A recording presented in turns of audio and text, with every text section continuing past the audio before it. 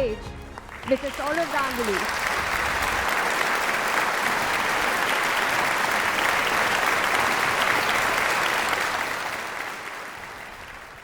Wow, thank you so much, and I know there are a lot of very jealous people out there that I'm the one that gets to do this, so I hope that I can do justice to the questions that you wanted to know. So Blue Ocean as an organization is really good at identifying the technical aspects of supply chains, what's needed from a skills perspective, and also helping individuals out there to make that leap into a supply chain career. But there's a parallel to the technical skills that one needs, and the parallel there is definitely around leadership. How do you engage, how do you ensure your team is effective at deploying the skills that they need? So I have attended the last 3 Blue Ocean conferences where Mr. Ganguly was, and I was watching with Dr. Menon the other day your Ganguly advert, which was hilarious. And I must say I was inspired every single time by the insights that you brought to the table. So growing up in South Africa, we have a lot of insights into your life, and I think you were just as famous there as you are here, still are to this day. But you rebuilt a team at that time. It was the early 2000s, and you had just taken over from kind of a hard and turbulent time in the industry. There was a match-fixing scandal. There was a South African captain of the cricket team who really was a real fall from grace, if I might say it like that. And really cricket was all about the scandal, not about the game itself at the time. So what traits did you take and what did you use to really restore the confidence in people, in the country, in the team, after a scandal like that and after these turbulent times, much like we sometimes have to do in supply chain management? You asked a question which has so many answers. So firstly, I would thank you for inviting me here. On behalf of Blue Ocean, Dr. Satya, Jayesh, and the team, Grant yourself, Johnny is he around, the COO he's around. So all at Blue Ocean, thank you for inviting me here and making me a part of themselves. It's been a great journey for Blue Ocean. Every time I meet Dr. Satya, it really makes me feel happy to see he keeps moving and moving and moving forward. And I congratulate him for that. As I keep talking to him, I see his base getting bigger and bigger all around the world. So good wishes to him and good wishes to all of you. And that is a part of answer to your question. Sport and business is about team. It's about people who you work with. And this, as they say, the biggest and the most important investment in sport and in business is human talent. There's no substitute to that, and if you can't get that right, you don't get successful businesses. So team building is also about the same, and it has a whole lot of criteria when you build the team. It's about identifying a talent, it's about allowing that talent to perform, and especially in a country like India where there is so much talent and so many people. You go around, I know you spend a lot of time in South Africa. I'm heavily involved in that SA-T20 which happens in South Africa, and I'll be there in December with the Pretoria Capitals team. So the cricketing part of India is unreal. You go to the streets of Bombay, Delhi, Bangalore, Calcutta, even the smaller cities. You go on a Thursday, you go on a Saturday, you go on a Sunday, you see kids with kit bags heavier than them on the road going to cricket clinics, coaching camps, training centers, wanting to practice. So as much as the sport is a religion in this country, it comes with a lot of competition, a lot of prices and a lot of focus. Just like in business, the bigger you grow, the more competitive it becomes. I don't say harder, but it becomes more competitive because competition is good. It actually makes you better. So coming back to your question, when that happened in 2000, I had just become captain, and Hansi was very respected in South Africa. And a superb ambassador to South African cricket. So it was my first series as captain, and when I heard that, obviously I also fell from grace.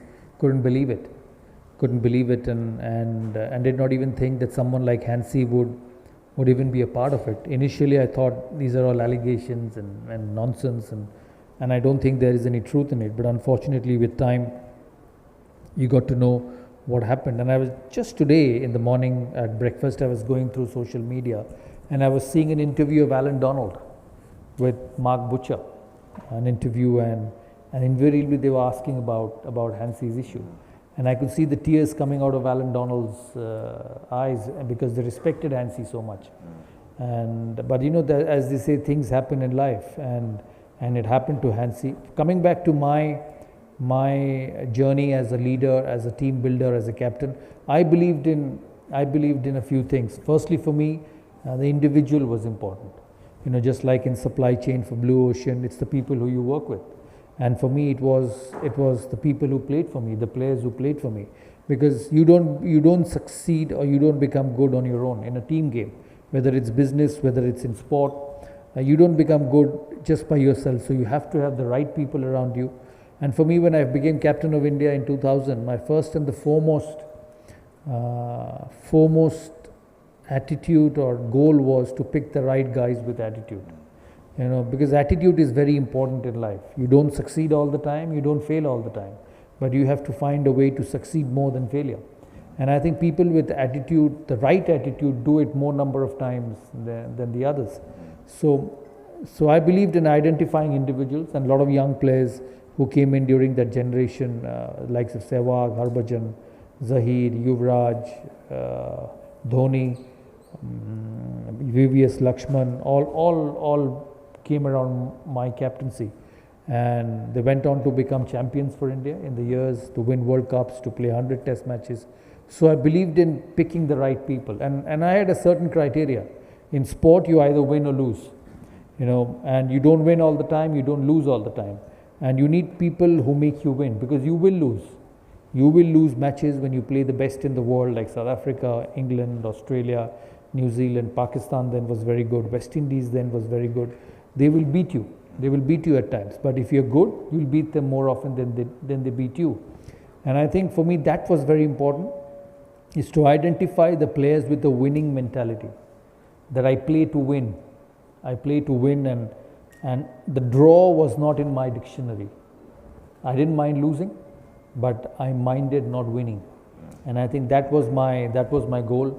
I wanted to change Indian cricket also, because you know, we were a great side at home, and we went through a period of 10 years where we didn't win away from home. You know, we had some great players, you know, the likes of Sachin, Azhar at his early stages, Kapil Dev, Manoj Prabhakar, you know, you name players, Manjareka, Venkasaka. But during that period from 90 to 2000, and even when I came in early, we would go to countries like England and Australia and South Africa.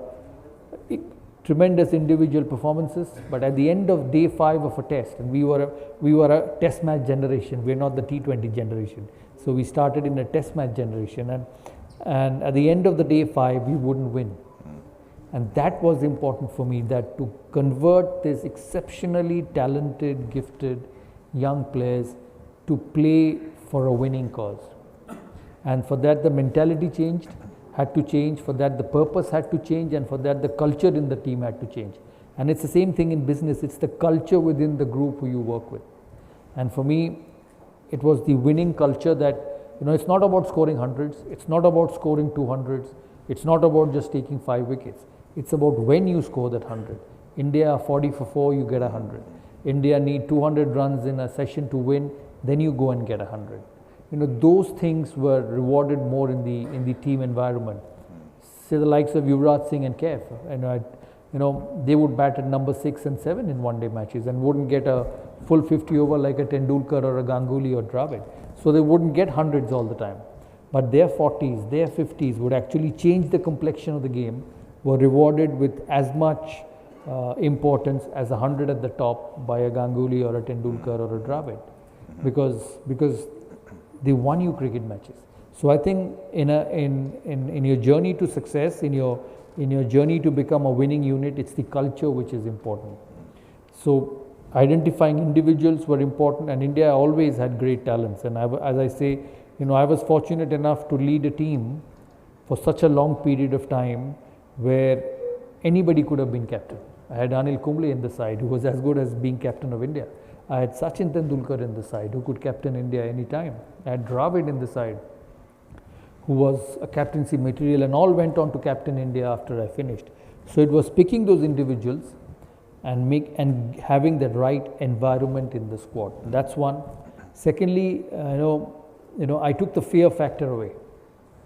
Because all of us in this room and in lives in a sporting environment have the fear of failure. What happens if I fail? Because we care for our jobs. We care what we do. I cared playing for India. I cared captaining for India because it was my reputation, it was my career. So for me, winning was important, and I had to win, so I had the fear of not winning as well. As much as I wanted to win, deep inside my heart and in my system, I had this fear also, what happens if I don't win? So I had to overcome that fear to be successful. And I think that was very important as a leader in your journey to build a team, is that you take the fear away from individuals. Once you have the personnel, once you have the culture in the squad, it's about taking that fear factor. Don't worry about your place, don't worry about what happens, just go and express yourself. I think that's very important, is allowing individuals to express themselves. And I say that to all in this room, that good leaders, when they hire individuals, they allow them to do things rather than directing them. It's about, as they rightly said, you hire individuals to tell you what to do, and it's never the other way around. And I realized that in the early part of my journey as captain, there's some great players who were more talented than I am. And if I would expect them to play the way I think all the time, I am restricting them from winning cricket matches. And I'll tell you a story. I say that to many. I had the great Virendra Sehwag in the side. We were playing at Lords where we were chasing 325, and I was batting with him. We opened, and I went hard up front, and I scored very quickly. We were in a great position after 6 overs. We were 60 for no loss. And I went up to Viru and said, Viru, we'll win this game. We had to chase 325, and this was 2002. Chasing 325 in 2002 was a big ask, because the rules were different. There were one ball, not two new balls. So the game was a bit different then. I went up to him after the 6th over and I said, Viru, we are in a great position. We're scoring at 10 and over. Let's not lose a wicket. Let's not lose a wicket and put pressure back on us. So as Ronnie Irani, who was one of the weak links of that English attack, came to bowl, I walked up to him and said, Viru, isko out mat hona. Don't get out to him. He said, no, don't worry, captain, I'll not. So the first ball, Ronnie Irani pitches up, he hits him over mid-off. One bounce into the fence. So I walk up to him and say, fantastic. So we got 4 in the first ball. We keep rotating those 5 balls and we'll finish an over with 9. And we are at par with the requirement. He said, yeah, no problem. The next ball he hits him over mid-on. One bounce into the fence. So I go up to him and said, yaar, 8 aa gaye hain, samal lena. He said, haan, chinta na kare. So the next ball, he pitches it up in the middle stump and he sweeps him. He sweeps the seamer, and if he would have missed, he was plumb in front. So at that stage, I started getting angry. I said, 12 na ho gaya yaar. Why are you taking so much of risks?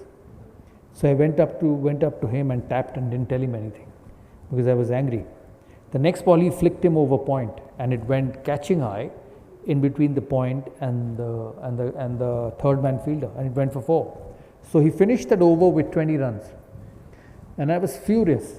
I didn't speak to him, I didn't turn up to him. And as the over finished, he came, and we meet in the middle. You've seen cricket so much. At the end of the over, you meet in the middle of the wicket. So I didn't go up to him. I stood at my end and I was supposed to take guard. He walks up and comes closer to me and says, you must be angry. So I said, in Hindi, which I can't say now, I said, you go. I said, you go. He played magnificently. We won the game at the end of the day. I got runs, he got runs, Yuvraj got runs, Kev got runs. And the reason I tell you this story is, I went back to my hotel that night. It was a day game at Lords and packed. There were more Indian supporters than English, and I don't think our friend Johnny was there at Lords the other day because he lives too far away in Bristol. So I went back to my hotel room happy. We beat England in a Saturday final at Lords. It was chock-a-block, St. John's Wood. And I sat, and my wife was there with me, and I sat and I was having my evening tea, and I said to myself, every ball you went up to a player and said, yaar, chauke mat marna, out mat hona. Why?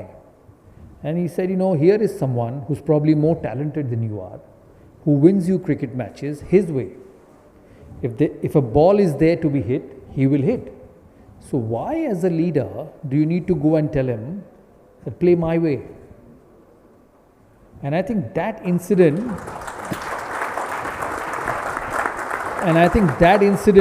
changed my attitude to leadership. And I realized that, you're fortunate enough to lead a team of Tendulkar, Dravid, Sehwag and Lakshman. Don't ask Lakshman to stop whipping a ball from outside off stump to mid-wicket, because that's his strength. And I think my essence of leadership changed after that night. And I said, if I have to be leader of this team, and if I have to take this team forward, I'll have to adapt to their game rather than they adapting to what I want. And I think that was the best decision I took as a captain. It was early days as captain in 2001, 2002, and I went on to captain 5 years after that. And I realized that I won't be able to take this team forward if I didn't allow them to express themselves. And the only thing I told Viru for the next 5 years after that, I said, ho sake to defense kar lena. Ho sake to. He said, yeah, chinta na karo. And the only thing he told me till a very good part of his career, कि आपके लिए मेरे सारे बाल चले गए हैं. English? So he said, I've lost all my hair because of you. Because when I came into the Indian team, I had a lot of hair. And you made me open. And by the end of year 2, there was nothing left at the top.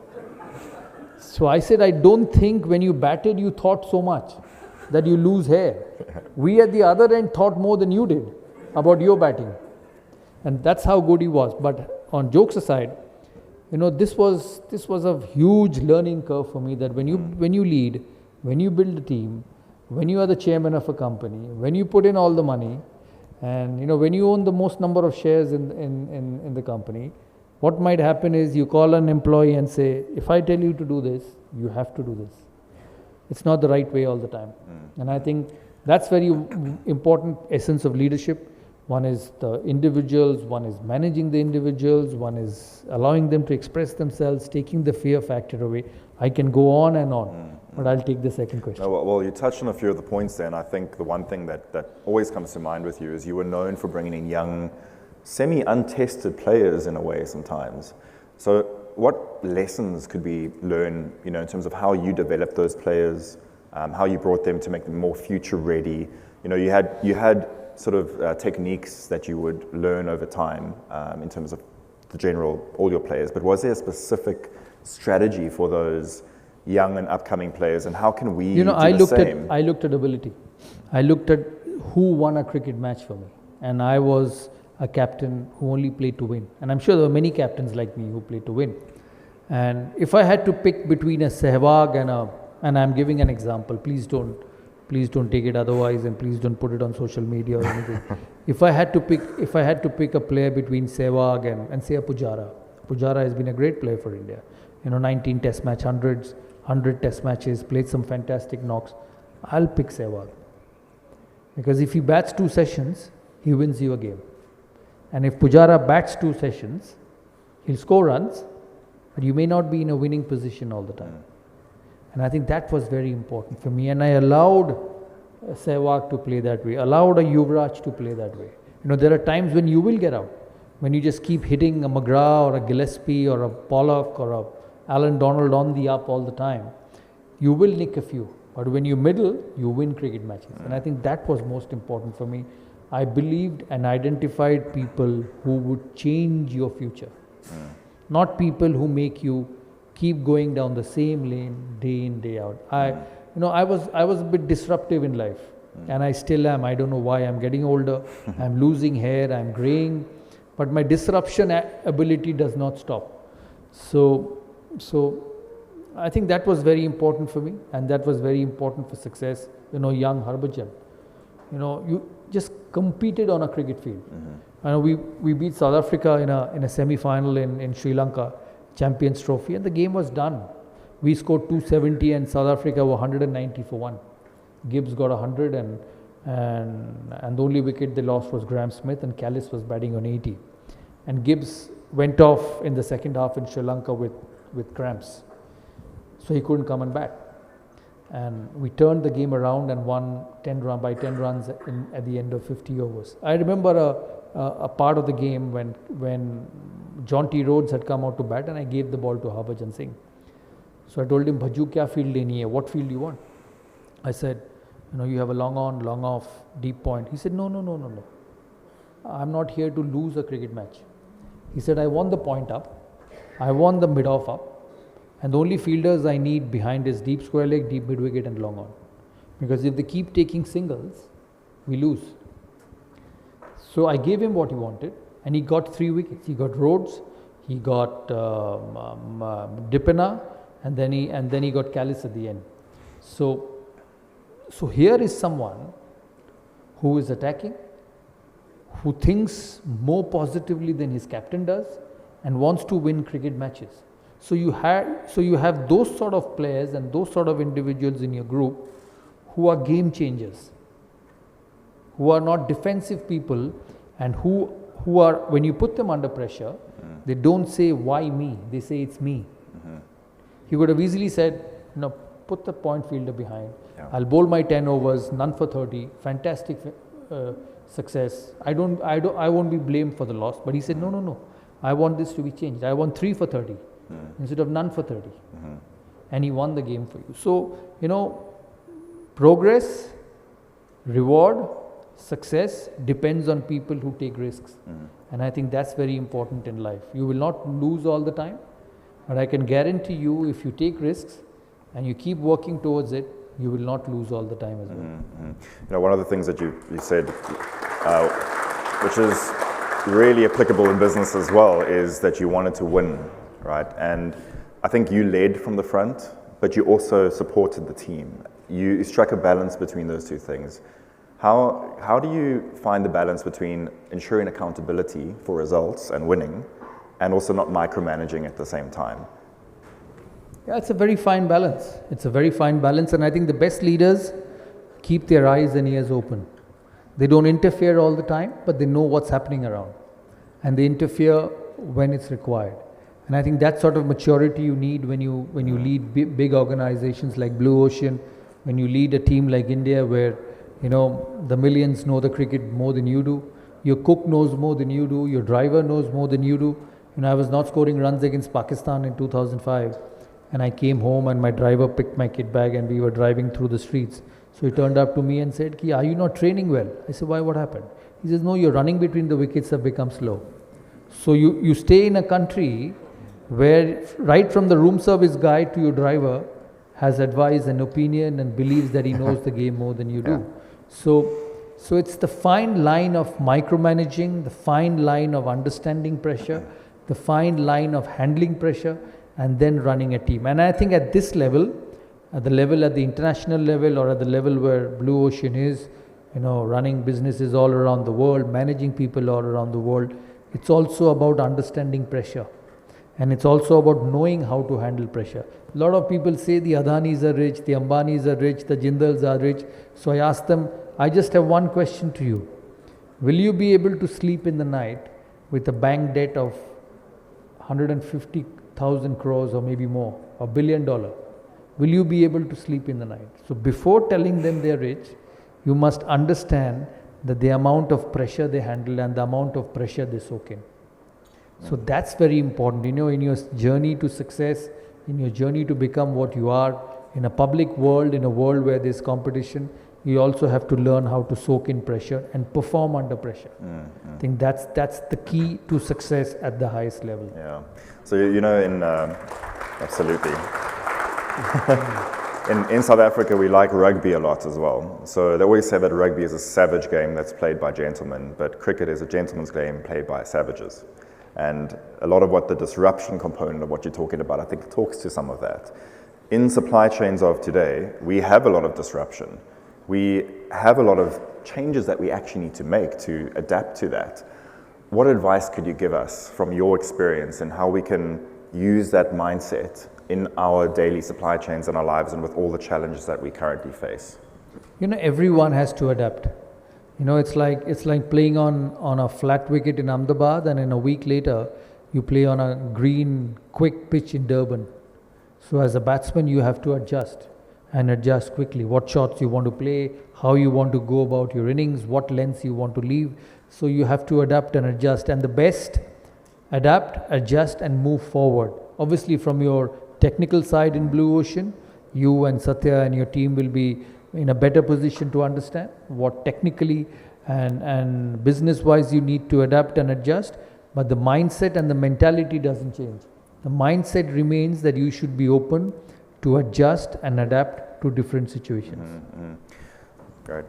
I remember from, I think it was probably the last Blue Ocean session that we had, I mean, you were talking a lot about the pressure from different places, and you did mention it, every single person has an opinion, every single person has something they want from you constantly. We feel that a lot as well in supply chains where, we need to account for decisions that are made. There's always an issue with inventory. We didn't get stock from the supplier. There's these kinds of pressures that exist. So what helped you to stay grounded? And I think ultimately, even though there were semi-struggles within that process, you managed to actually thrive within that. What made me keep grounded is the fear of losing my place. All my life, from 1996 till I finished in 2013, I played in front of thousands and thousands of people at the ground and millions watching on TV. So I never knew what an empty stadium was. So the biggest fear was being out of place.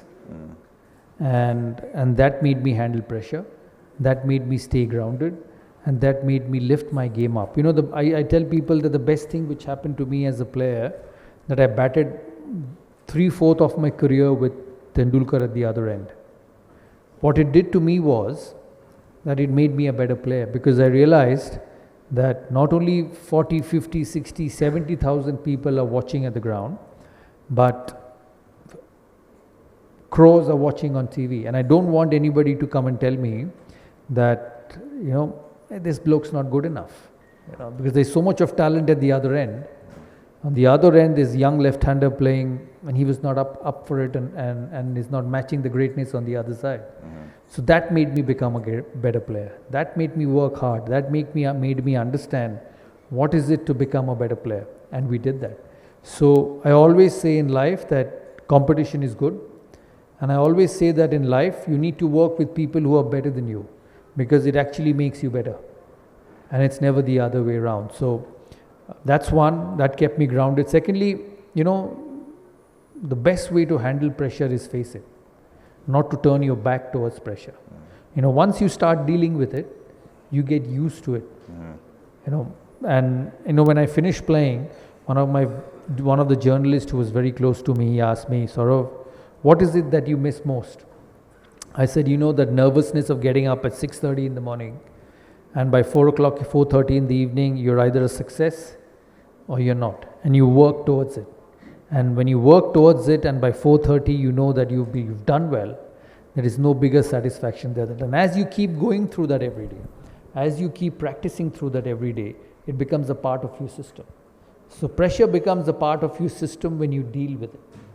When you don't deal with it, it doesn't become a part of your system. And I say in life that stress, anxiety happens when you don't deal with things and don't try and solve it. Once you solve it, the stress and anxiety and pressure does not remain. So for all of us in this room, when you're under pressure, when somebody asks you to do something different, you look at it as an opportunity. I batted at number 3 in my first test match in England, where it was seaming, swinging, cold morning at Lord's, and I went on to get 130. And I was put under pressure. I fought under pressure, and I realized what my talent was at the end of the day, and it made me a player. I did not back away. I did not go and tell my captain, my favorite position is number 5. When the balls got older, bowlers got a bit tired, but I said, okay, you asked me to bat at the top, I go and do it. And I think that's very important. It makes you confident. It makes you understand that you will be able to survive at this level, because the biggest thing in life is self-belief.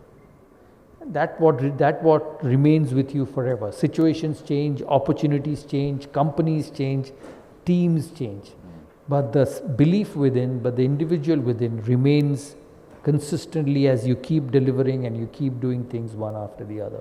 And I think what the sport taught me over a period of 20 years was this, that if somebody asks you to do a job, look at it as an opportunity and not as a pressure. If your boss comes and tells you you need to lead Blue Ocean in South Africa, it can't be, oh God, it's too much of a responsibility.